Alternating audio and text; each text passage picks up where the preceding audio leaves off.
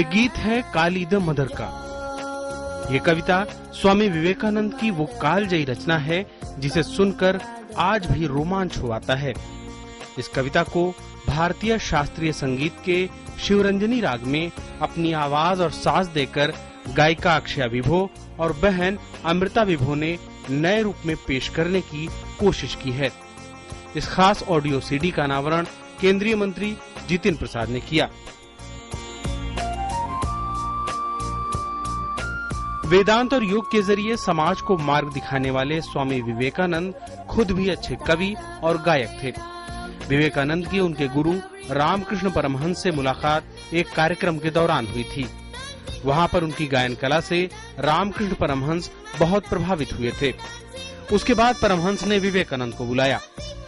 शुरुआत में ब्रह्म समाज से ताल्लुक रखने वाले नरेंद्र को रामकृष्ण परमहंस से मिलने के बाद उनके मन में धर्म और ईश्वर को लेकर चलने वाले सवालों के जवाब स्वयं मिलने लगे।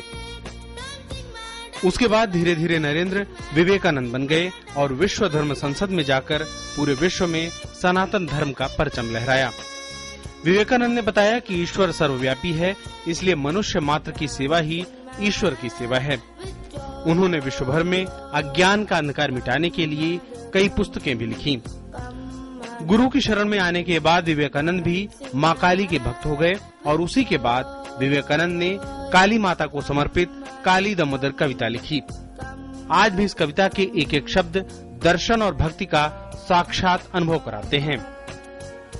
Ajay Vikram Singh, DD news.